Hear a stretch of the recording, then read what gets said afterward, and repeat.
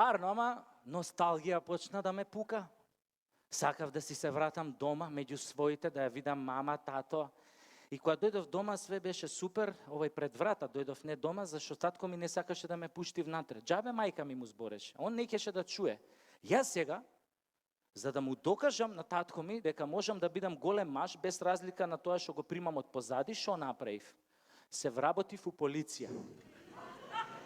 Јако баба ми кога бев мал, вака ми викаше: Кире, учиш школу да работиш у канцеларiju. Ако не учиш школу, ќе будеш жандар. Само за жандар не траже школу. И куче од улицу да го однесеш у полицију, вуче ќе стане.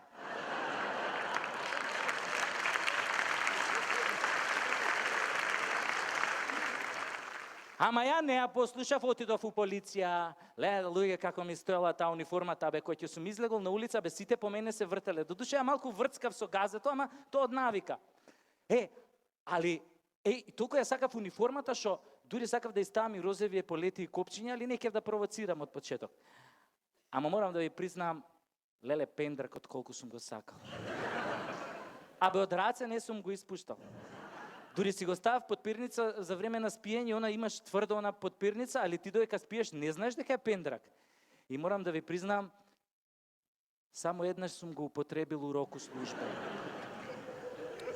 Имаше еден манијак што ги плашеше девојчињата умало, јас сум го бркал и кога сум го фатил, за пола саат со тоа пендракот сум го преваспитал. После плашеше само мушки.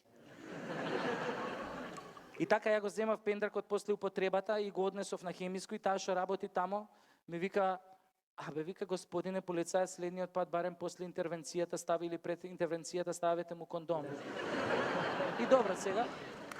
Арнама, овие старшиниве разбраа како сум го преваспитал јас овој манијаков и ме пребација, ме однесоа во Увидна.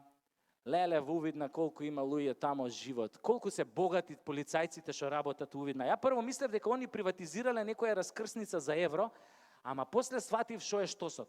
Седам ја така еден ден у тоа Крајслер со колегата и лижеме сладолед на стапче. Кога сум со тој колега, многу лижеме и се такмичиме кој побрзо го излиже, тој искача надвор и лепи казни, значи негова смена. Али пазете, не смееш да грицкаш, само лижеш. И така ние лижеме сладолед и у тој момент гледам една нова Тојота застанува на црвено светло. И у тој момент еден тип на точак изгуби контрола на воланот и со сета сила се бапна оваа Тојотава. Овој колегава срипа, ги извади тоа гаките од испотениот гъс, тргна кон овој несреќава удесов, ја тргна веднаш по него и како дојдовме до колава, овој возач што беше на Тојотава, еден целиот така бланширан, излезе од Тојотата и почна да му се дере на овој што го удри со точакот.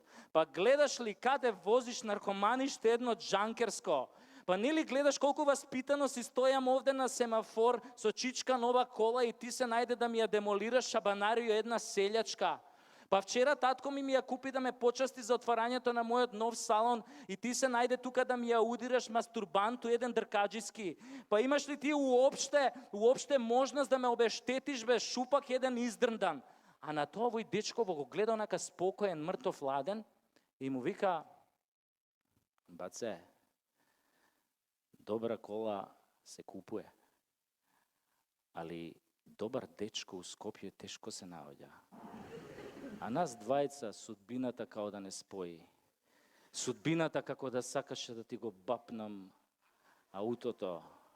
И на тоа овој бланшираниот смени израз на лице, смени овој боја на глас и му вика: леле брате, каде те удрив, многу да не те боли, ај кажи ми каде те боли, на кое место те боли? А овој му вика: баце, има едно место што ме боли, ама треба да го бубиш за да помине. И на тоа се фатија двајцава за рука, си влега у колата, а мене она милина околу срце, затоа што тогаш сватив дека сепак постои љубов на прв поглед.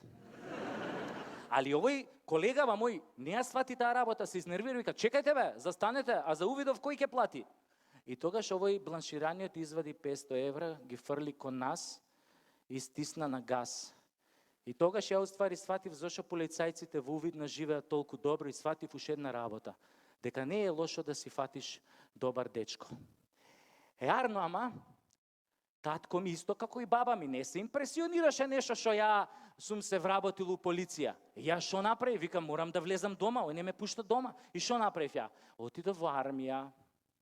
У армија е супер, све мужи, тоа сите униформи исто.